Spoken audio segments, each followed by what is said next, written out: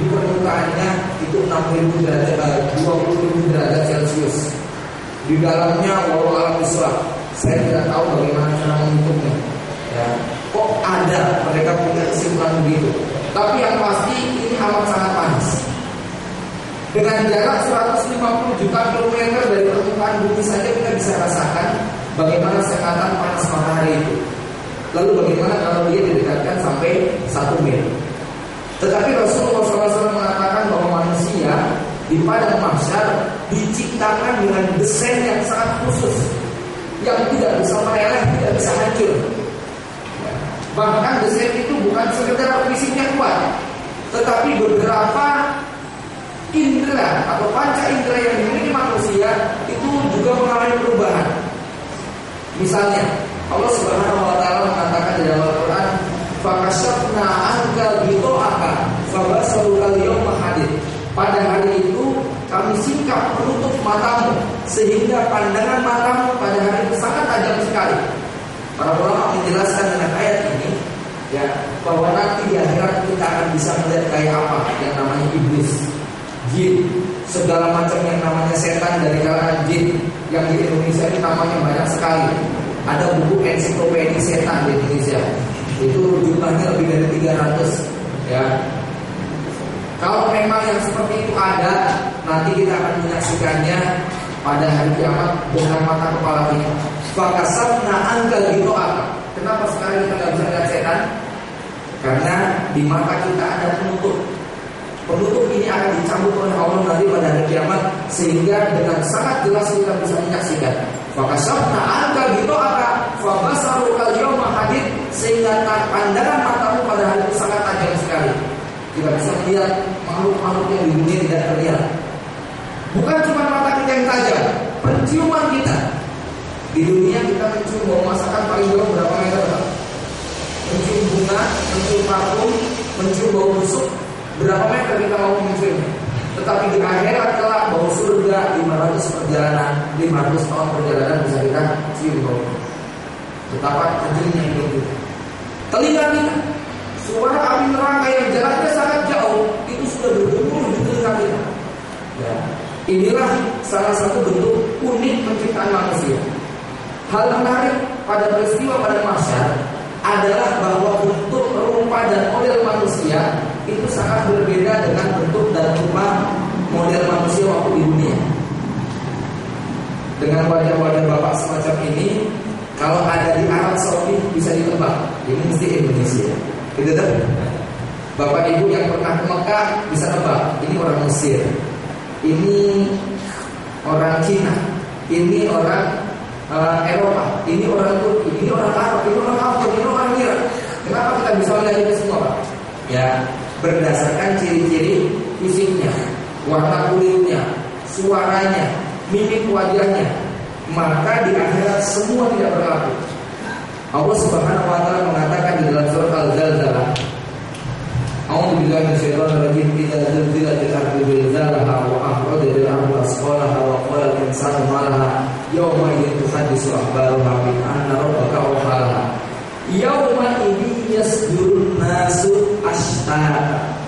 Pada hari itu manusia akan keluar ashtata dalam bentuk rupa yang beragam. Ashtata, apa tujuannya? Liyurau a'malahum, untuk diketahui apa namanya kualitas amal mereka. Liyurau a'malahum. Jadi nanti bentuk fisik manusia di padang mahsyar itu sangat mewakili profesi dan pekerjaan sehari-hari dia. Maka kita akan menyaksikan nanti dari apa? Orang yang lehernya panjang. Siapa itu, Pak?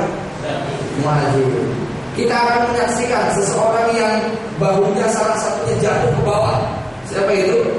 Para suami yang poligami gak adil sama istrinya. Gitu, ya. Kita akan menyaksikan seorang dengan perut yang buncit sebesar rumah. Siapa itu? Pemakan riba.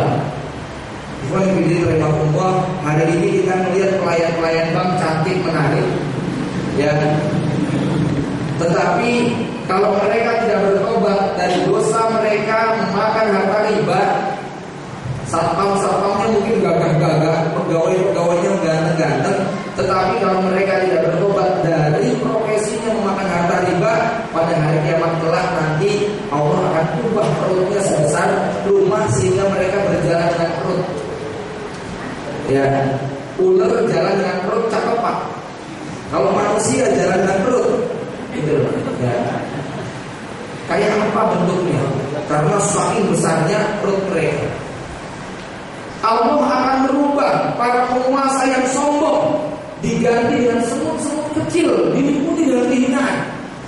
Bayangkan kalau kita nonton sepak bola atau konsernya orang Eropa, kita orang Indonesia kecil, pendek, cebol. Bukan nonton konser lah ya. Waktu tawaf, betul. Lalu kanan kiri kita itu orang-orang Eropa, Afrika yang tinggi-tinggi, jantung-jantung, kita orang Indonesia kecil. Toh kecil-kecilnya tetap di atas lutut mereka Pak ya.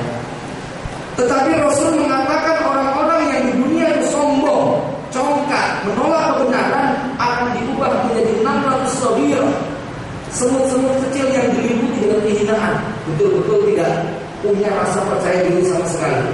Waktu di dunia dia bisa bangga, bisa sombong, tetapi nanti dia akan dicabut itu semuanya sampai kayak semut kecil. Padahal makhluk yang lainnya dibuat tingginya kayak Nabi Adam, yaitu 60 hasta. Ya. Kemudian ya, ada lagi orang yang dirubah bentuk tubuhnya, di mana dia harus memikul benda-benda yang sangat berat. Para koruptor terutama. Nabi Rasul mengatakan, man dolama qaida shibrin tawallahu lahu yawmal qiyamah sab'ardin. Siapa yang mengambil tanah saudaranya satu jengkal saja, maka nanti dari kiamat akan dikarunkan dengan 7 bola bumi. Ini orang kemana-mana gotong 7 bola dunia. Di Indonesia, bukan di Indonesia, di dunia ini kita lihat nabi zaman dulu paling dibandingin dengan bola besi sebesar bola, ya. Ini dikarunkan di lehernya 7 bola dunia, padahal cuma sejengkal tanah. Dan Rasulullah SAW mengatakan kalau orang itu memakan harta rakyat, itu nasibnya sama juga dengan orang ini. Ya, bayangkan koruptor yang merampok aspal, pasir, semen milik rakyat, gitu ya. Itu kayak apa nasibnya? Maka ini saya katakan, ini saya sampaikan di mana-mana, koruptor tidak pernah bisa diampuni dosanya dan tidak akan diterima tobatnya sampai kapanpun. Kok bisa? Kalau Anda korupsi kepada perusahaan, pemiliknya kan jelas. Jadi ya, besok tobat tinggal kita maaf, kembalikan barangnya. Sekarang kalau ada pejabat yang korupsi uang rakyat, sementara rakyat yang uangnya dikorupsi itu sudah meninggal dunia gara-gara dikorupsi, dia mau berobat nggak bisa, lalu meninggal dunia. Karena apa? Jatah obatnya dimakan. Ya, ada rakyat yang lewat jalan raya kejeblos karena aspalnya dikorupsi, lalu dia meninggal dunia tabrakan. Minta maafnya sama siapa? Ya, mungkin dia bertobat, tapi kan tadi rakyat yang dikorupsi itu sudah nggak tahu kemana. Maka kalau alam Islam gimana caranya tobat bagi para koruptor ini? Sebab Imam An-Nawawi mengatakan bahwa tobat untuk dosa-dosa yang berhubungan dengan hukukul adami tidak ada pintunya kecuali satu, harus minta keridhaan kepada pihak yang terzalim. Ya, mungkin Pak. Kalau bisa diterima itu mungkin syaratnya dia harus gembel-gembelnya, seluruh hartanya dikembalikan dan dia memulai dari minus. Dan kalau perlu, andai kata besok diberi kekayaan, harus disedekahkan semuanya. Itu barangkali pilihan yang paling mungkin supaya ya terlihat betul kesungguh-sungguhan dia dalam bertobat. Sebab ini dosa yang terkait dengan hukukul adami. Korupsi kepada masjid, balikin barangkali. Oh maaf, kalau masjid saya nggak tahu itu milik umat juga Pak. Yang paling gampang ya perusahaan, ya, karena pemiliknya jelas. Tetapi kalau ini milik umat, ini yang tidak bisa kita bayangkan. Dari mana, dengan pintu apa dia bisa kemudian bertobat kepada Allah Subhanahu Wa Taala. Ya, karena itu dosa-dosa yang sifatnya hukukul adami memang harus kita perhatikan. Dan banyak lagi, ini sudah saya tulis juga dalam satu buku yang berjudul 1001 Wajah Manusia di Padang Mahsyar. Ya. bagaimana Rasulullah SAW menjelaskan tentang yahrujun nasu asyrata liyuraw a'malahum. Ikhwan fillah rahimakumullah, terakhir sebelum saya mengakhiri kajian ini ada beberapa petikan cerita yang akan saya sampaikan sebagai penutup daripada kajian kita. Ini barangkali sudah ada yang pernah mendengar, tetapi barangkali menarik untuk kita ulang kembali. Pertama, kisah tentang seorang raja yang memiliki 4 orang istri. Istri pertamanya tentu saja lebih tua, tetapi paling setia di antara ketiga istri lainnya. Raja ini sangat bahagia sekali hidup karena diapit oleh 4 istrinya yang sangat mencintainya dan dia pun mencintai mereka. Sampai suatu ketika raja ini nampaknya sudah tidak lama lagi tinggal di dunia. Akhirnya pada saat detik-detik menjelang ajal dia panggil istri keempatnya. Kau adalah istriku yang paling mencintai. Aku memenuhi apapun kebutuhanmu, dan sekarang aku nampaknya tidak akan lama-lama lagi tinggal di dunia. Maukah kau menemaniku di alam kubur nanti? Istri keempatnya yang masih sangat muda belia ini mengatakan, Mas, kalau masalah cinta kasih jangan kau ragukan. Sungguh aku mencintaimu, tapi aku terlalu muda untuk mati sekarang. Sebab nanti kalau Mas mati masih banyak yang antri. Dan akhirnya suami ini putus asa, dia temui istri ketiganya, orang yang sangat cerdas dan pintar. Didatanginya lalu dibujuk seperti dia membujuk istri keempatnya. Lalu istri keempatnya mengatakan, aku terlalu cepat untuk hal itu, Mas. Jangan kau ragukan cinta dan kesetiaanku, tapi maaf untuk yang satu ini saya belum bersedia. Masih banyak karir yang harus aku tawari. Lalu dia datang kepada istri keduanya yang sangat kaya raya. Lalu dia mengatakan seperti yang dikatakan kepada istri ketiga dan keempatnya, kau istriku, kau yang paling mencintai, kau yang paling setia, dan sekarang aku tidak akan lama-lama lagi tinggal di dunia. Maukah kau menemaniku? Istrinya menolak.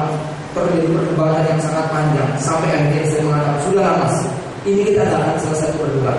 Sekarang begini saja, berapapun biaya pemakamannya saya tanggung, yang ini saya ikut. Akhirnya sang suami putus asa, dia menemui istri pertamanya dan mengungkapkan persis sebagaimana yang dilakukan kepada 3 istri sebelumnya. Betapa mengejutkannya, istri pertama yang jarang dirawat ini ternyata dengan tulus mengatakan, Mas, di antara semua yang ada, aku yang paling tua menemani. Kau sudah mengetahui kesediaanku, jangankan di dunia, aku rela menemani di alam kubur nanti. Sang suami tidak bisa menahan derai air matanya. Dilihat istrinya sudah sedemikian keriput dan sedemikian rentak, rambutnya sudah memutih, kulitnya sudah sedemikian keriput, kemudian tatapan matanya sudah puyuh dan betul-betul jauh lebih tua dari usia yang seharusnya. Sang suami baru sadar bahwa selama ini dia tidak pernah merawat istrinya. Istrinya sakit, tidak pernah diobati. Istrinya lapar, tidak diberi makan. Istrinya kotor, tidak pernah dibawa ke tempat-tempat salon dan semisalnya. Suaminya kemudian menyesal. Harusnya kau tidak seburuk ini, harusnya kau tidak setua ini. Tetapi ya gimana lagi, ternyata hanya kau yang mampu menemaniku untuk setia di alam kubur. Ikhwan fillah rahimakumullah, setiap kita punya 4 orang istri. Istri keempat kita adalah rumah kita, mobil kita, motor kita, dan semua aset-aset fisik yang kita miliki. Istri ketiga kita adalah tubuh kita, wajah kita, fisik kita. Istri kedua kita adalah dia istri kita, anak kita, kerabat kita, bapak ibu kita. Dan istri pertama kita adalah hati kita, amal soleh kita. Ya. Silahkan kita mencintai 3 istri yang lain. Anda punya rumah, punya mobil, punya kendaraan. Anda merawat tubuh Anda supaya sehat dan bugar. Anda mencintai istri dan anak, orang tua. Tetapi berapa banyak orang yang begitu fokus untuk merawat istri keempatnya. Bangun pagi, televisinya sudah dirapiin, sudah diselimuti, sudah dijilbabi, sementara dia sendiri belum mandi. Ya, bangun pagi motornya sudah dicuci, dianya belum apa-apa.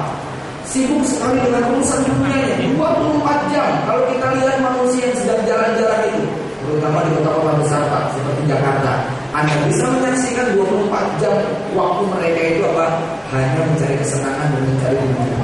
Bahkan kota setan terbesar di dunia, Las Vegas, ya, itu ditandai dengan lampu yang tidak pernah berhenti menyala. Jadi kalau kita masuk di sana 4 hari 4 malam, tidak pernah tahu mana siang dan mana malam. Karena isinya ada hiburan semua dan memang membuat manusia lupa sama sekali terhadap akhirat. Dan kita baru sadar waktu meninggal dunia, rumah kita akan menjadi warisan, istri kita akan menjanda atau mungkin setelah itu menikah dengan orang lain. Tubuh kita paling banter hanya sepekan atau sebulan, setelah itu tinggal tulang belulang. Dan yang tersisa adalah tinggal amal kita, iman kita. Inilah satu pelajaran tentang bagaimana hakikat kehidupan kita, bahwa tugas hidup kita menyelamatkan istri kita yang pertama. Mari kita setia kepada istri yang pertama. Ya. Kemudian terakhir, ya, ini kisah penutup yang sebenarnya hampir mirip dengan cerita yang tadi, tetapi ini dengan tema yang berbeda. Di satu kampung ada sebuah masyarakat yang tinggal di sebuah pulau, satu kampung di dalam pulau. Ada satu komunitas masyarakat yang punya tradisi di mana mereka setiap tahunnya mesti menurunkan raja yang lama dan mengangkat raja yang baru. Raja lama yang berkuasa hanya 1 tahun harus dibuang ke sebuah pulau terpencil. Maka pada saat mereka sedang mengeksekusi raja lamanya, dibuang ke tengah pulau, mereka melanjutkan perjalanan dengan kapal yang membuang raja tersebut. Di tengah perjalanan mereka berpikir, siapa yang akan menggantikan raja kita? Tiba-tiba mereka, rombongan kapal eksekutor ini, menyaksikan ada sebuah kapal yang karam. Ketika didekati, ada anak muda yang sedang terengah-engah menyelamatkan diri dan berpegangan pada sebongkah kayu. Maka pemuda itu kemudian dalam kondisi yang sangat lemah diangkat ke atas kapal. Setelah pemuda ini nyaman untuk diajak bicara, orang-orang di kapal ini kemudian dialog. Karena waktu anak muda ini dalam kondisi pingsan dan tidak sadar, mereka kemudian bersepakat bagaimana kalau anak muda ini yang kita tawarkan menjadi raja pada tahun berikutnya. Maka ketika pemuda ini siuman, dikatakan kami punya tradisi begini. Intinya kami akan menjadi raja untuk periode 1 tahun ke depan. Pemuda ini tentu saja menolak. Tetapi setelah terjadi negosiasi yang sangat panjang, bahkan dengan ancaman, kalau kamu nggak mau tak cemburuin lagi, ya. Akhirnya pemuda ini kemudian menyerah, baik, aku akan menjadi raja kalian untuk periode 1 tahun ke depan. Maka besoknya anak muda ini kemudian didaulat untuk menjadi raja bagi penduduk tersebut. Apa yang dilakukan sang raja? Pada 3 hari pertama setelah melakukan perenungan dan evaluasi, dia mengumpulkan orang-orang yang setia dengan sang raja, lalu diajak untuk menuju pulau tempat pembuangan raja-raja sebelumnya. Tunjukkan aku di mana raja-raja kalian berdiam. Berangkatlah satu ekspedisi raja dan orang-orang setianya menuju pulau tersebut. Sampai di pulau itu sang raja kemudian mengatakan, kalian tetap tinggal di sini, saya akan turun. Turunlah sang raja, mulailah dia masuk ke pulau tersebut. Raja melihat ada tanda-tanda yang tidak beres, dan betapa terkejutnya sang raja ketika menyaksikan bahwa ada tumpukan tulang tengkorak, tulang belulang dan tengkorak manusia yang rupanya itu kuburan massal raja-raja sebelumnya yang mati terkam binatang buas. Sang raja kemudian berpikir, inilah nasib raja-raja sebelum aku datang. Raja kemudian keliling lagi sampai kemudian dia puas. Selesai dia keliling, dia mengatakan, mari kita pulang. Maka sang raja kemudian membuat program 100 hari pertama, mirip seperti presiden. Apa yang dilakukan sang raja? Bulan pertama, raja membawa orang-orang yang ahli dalam masalah kehutanan. Dia bawa pawang-pawang, binatang buas, ya. Masuk ke dalam hutan tersebut, mulailah bulan itu kemudian dibabari, semak belukarnya dibakari, binatang berdarah buasnya ditangkapi, kemudian diburung, dilatih, ya, sampai kemudian menjadi jinak. Lalu pulanglah sang raja pada bulan kedua, dia membawa para tim insinyur, arsitek, kuli, tukang dengan berbagai macam perlengkapan untuk membuat bangunan di sana. Mulailah kemudian bangunan itu berdiri. Ada cottage, ada kolam renang, ada taman, ada villa, ada macam-macam. Ya, sehingga pulau yang tadinya serem menakutkan itu menjadi sangat indah. Kemudian pada bulan ketiga, sang raja membawa ahli-ahli pertanian, ahli-ahli peternakan, ahli-ahli perikanan. Mulailah raja membawa kambing, domba, ayam, angsa, itik, burung, ikan untuk kemudian diternak di sana. Ya. Begitulah sampai bulan keempat, kelima, semua fasilitas raja diinvestasikan di pulau tersebut.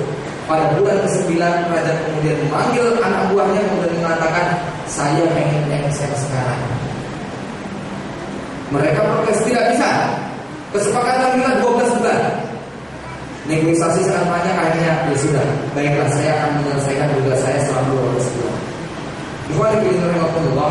Satu tradisi pada saat lengseran raja itu akan dikenakan pakaian yang terindah, dinaikkan ke atas gajah, diarak keliling rakyat, yang kemudian biasanya sang raja akan tertunduk lesu karena terbayang dia akan dibuang ke sebuah pulau terpencil yang nasibnya tidak diketahui.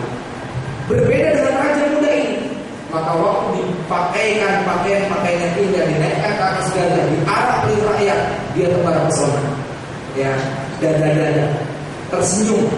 Hal yang membuat tim eksekutor menjadi heran. Maaflah, raja-raja kami sebelumnya biasanya tertutup menangis, tidak bisa tertawa sedikit. Kenapa Anda justru tersenyum dan terbara pesona kepada rakyat? Ya, maka sang raja mengatakan, mari ajak seluruh rakyat untuk melihat pulau itu. Berangkatlah puluhan kapal, tim eksekutor, rakyat dan orang-orang itu semua berangkat menuju pulau tempat pembuangan raja yang selama ini diilustrasikan sangat serem dan menakutkan. Betapa terkejutnya tim eksekutor ini ketika menyaksikan pulau yang serem menakutkan sudah berubah menjadi pulau surga impian. Ada villa, ada hotelnya, ada cottage-nya, ada tamannya, ada binatang ternaknya, ada kebun binatangnya dan lain sebagainya. Sebuah pemandangan yang sangat indah sekali. Barulah kemudian tim eksekutor mengatakan, pantesan kamu ingin cepat-cepat lengser. Rupanya ini setiap kita adalah raja yang diberi kesempatan dengan segala macam fasilitas yang kita miliki.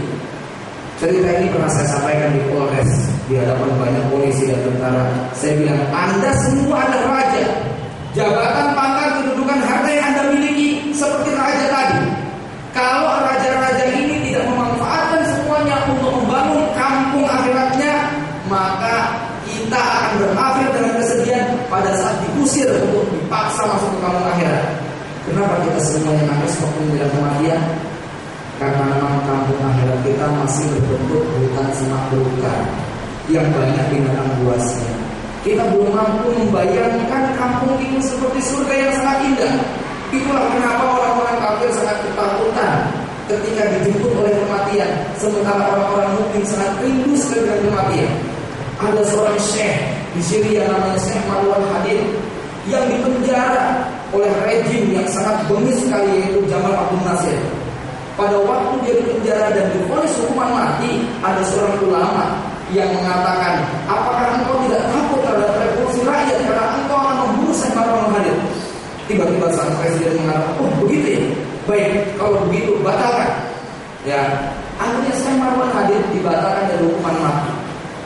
Maka ulama ini kemudian dia yang membawa kunci penjara, kemudian mengatakan, ahlan wa sahlan wa marhaban ya Syekh Marwan Hadid, engkau terbebas dari hukuman mati dan engkau bisa keluar hari ini. Apa yang diucapkan Syekh Marwan Hadid? Biasanya kalau orang di penjara dibebaskan gimana? Sujud, syukur, alhamdulillah, sujud, nangis, gak orang-orang. Apa ucapan Syekh Marwan Hadid? Inna lillahi wa inna ilaihi raji'un. Ya salam, ya Syekh, tega sekali engkau menghalang-halangi perjumpaanku dengan Allah, zat yang paling aku cintai dan aku kasih. Padahal sebentar lagi aku akan berjumpa. Hari ini engkau datang untuk membatalkan semua itu. Ya, subhanallah ya. Ini siapa yang bisa ngomong kayak begini, Pak? Saya sendiri nggak tahu bisa ngomong kayak gitu atau tidak. Ya. Tetapi ini sebuah gambaran orang yang mampu begitu jelas melihat kampung akhiratnya, sehingga waktu dieksekusi justru pengen cepet-cepet minta agar segera dilaksanakan. Ya, ini kalau orang yang mampu melihat kampung akhiratnya sedemikian nyata, maka bagi dia kematian itu adalah sebuah pertemuan yang sangat ditunggu-tunggu. Dan faktanya yang begini, Ini satu renungan kita. Setua apapun usia kita, sebanyak apapun amal kita, kalau kita sudah siap mati belum semua. Ya, siapapun di antara kita belum ada yang siap untuk mati. Sebanyak apapun amal kita, karena memang amal kita tidak akan pernah mampu untuk membeli surga yang dijanjikan. Surga itu hanya merupakan bentuk kasih sayang Allah Subhanahu wa taala kepada kita. Dan kasih sayang Allah itu sangat dekat kepada orang-orang yang beramal. Bahwa alam besar memberi rahmatullah.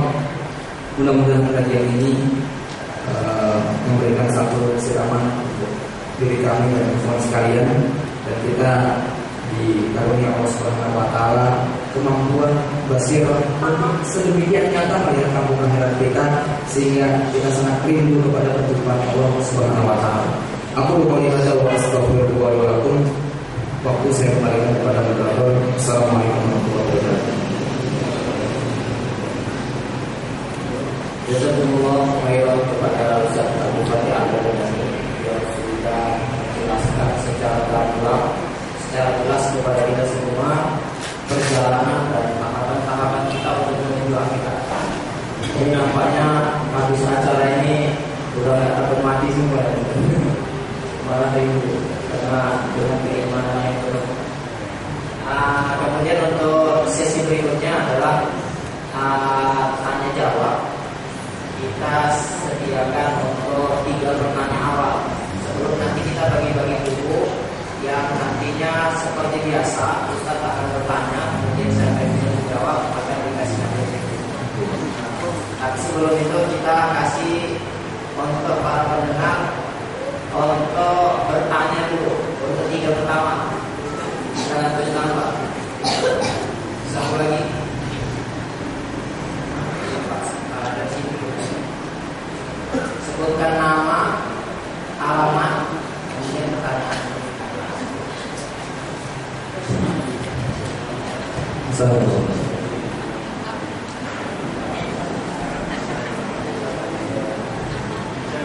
Iya.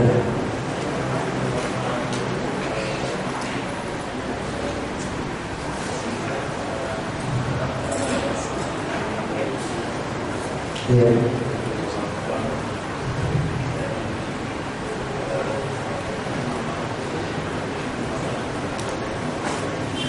Iya.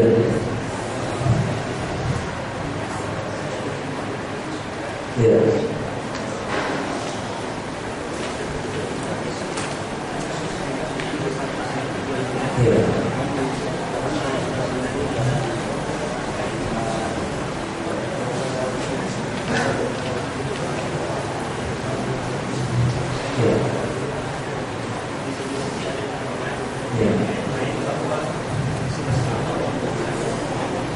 Iya.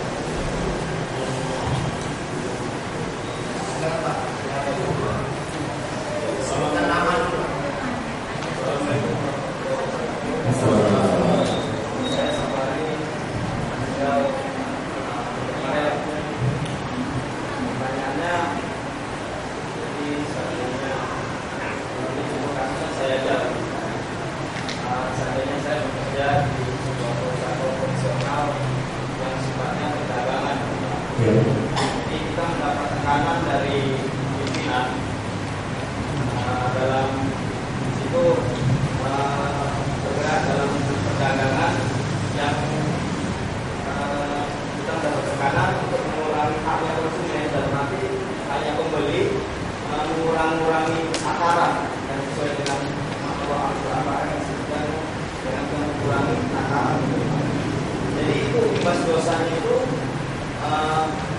apakah kita